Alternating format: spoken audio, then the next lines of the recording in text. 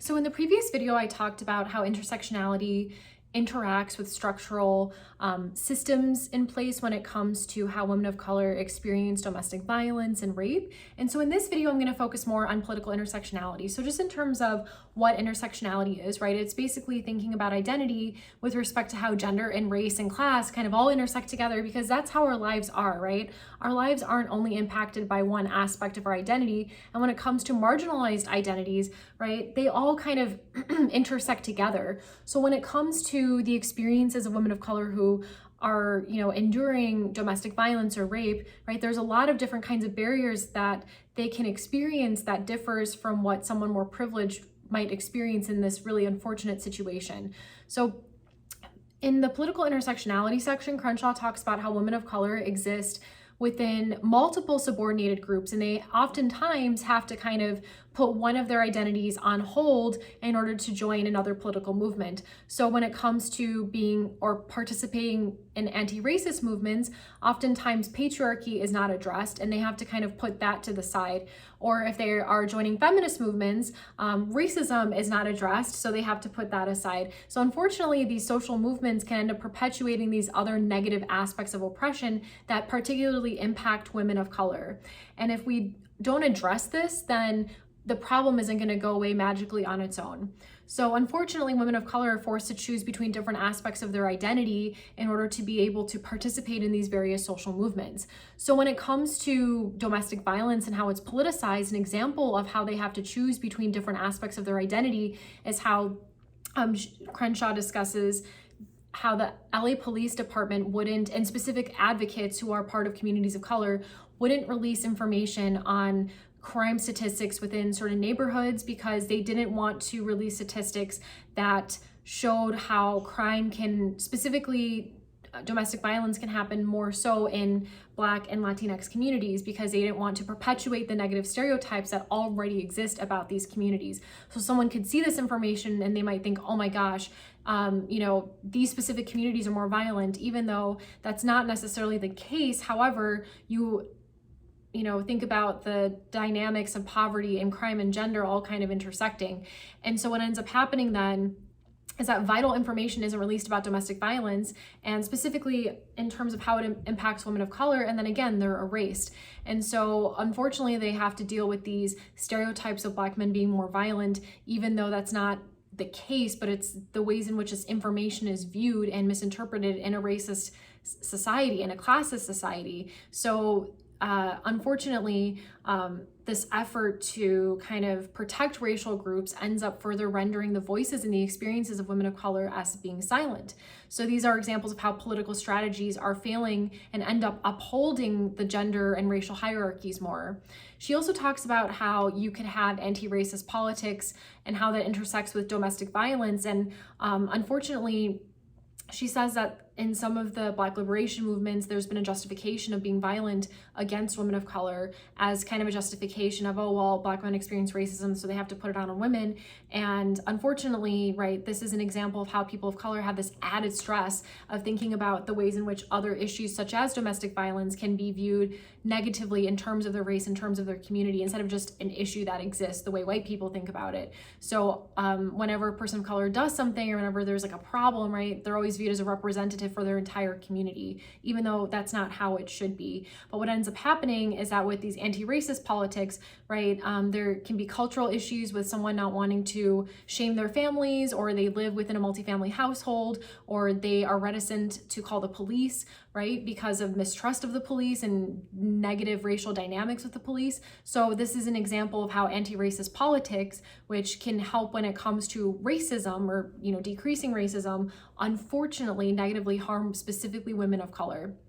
And then one of the last components of how political intersectionality happens is how the race and domestic violence lobby kind of interact with each other. So a lot of the domestic violence lobbyists and kind of the political conversations about it end up focusing on how domestic violence doesn't just happen within communities of color, but they happen for all communities, even wealthier socioeconomic status communities or white communities. And so unfortunately, while the intentions can be good to try to not perpetuate stereotypes about communities of color, what ends up up happening is that the experience, again, of women of color are invisible and are, put to the side, because then the discourse and the conversation ends up being focuses on more privileged people who experience domestic violence. So for example, on more upper class white women who can experience domestic violence, because they're really trying to focus the conversation and saying like, hey, everyone experiences this, but then again, women of color end up being put to the side. Their experiences are put on hold and they're ignored. I think one of the most pernicious aspects of this can be how certain social services end up having certain restrictions that negatively and disproportionately impact women of color. And so one of the examples that Crenshaw gives is how allies, people who are trying to help, whether it's through their jobs or volunteerism, can unfortunately negatively perpetuate the types of hierarchies that they're trying to fight against and the types of hierarchies that exist in society and their resistance strategies. So that's really unfortunate. So she uses an example of how certain domestic violence support services are not accessible to non-English speakers.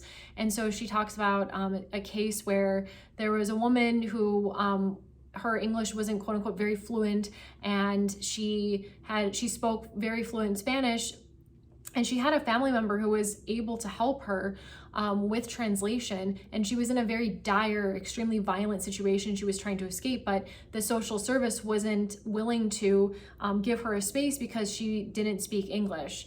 And instead of having one of her family members help her and help with translation, they said that that would further disempower her, right? So they're trying to help people, but then at the same time, they end up further disempowering women of color. So if you have these types of barriers, such as not providing services to non-English speakers, then you're further marginalizing non-English speakers and immigrant communities and women who don't necessarily have, nationality status or citizenship status here in the US. So clearly, right, this isn't just about having a voice. This isn't just about, as Crenshaw says, having a seat at the table. This can be a life or death situation, right? And this is an example of how intersectionality works. It's not just a fun thing to think about, right? This can be a life or death situation. So intersectionality then can mediate multiple types of identities and help us further understand how reality works and how one can have identities that end up having conflicting political agendas in society, where women of color are forced to kind of choose between two different political agendas.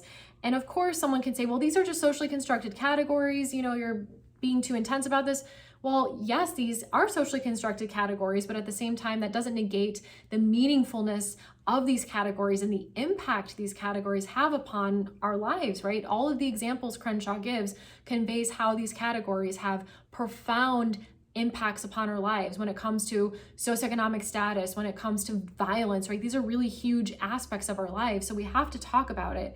And of course, marginalized groups can have a voice and have a type of agency when it comes to recreating their names and recreating their categories too, right? So some marginalized groups have use certain names that were viewed as negative, but they use it as a badge of honor. They wear it as a badge of honor, right? So that's an example of marginalized groups having agency. And of course, when we think about identity politics, then it's not just something that causes barriers, right? It's something that's needed because it's reality. And if we ignore it, then we're ignoring the struggles of people.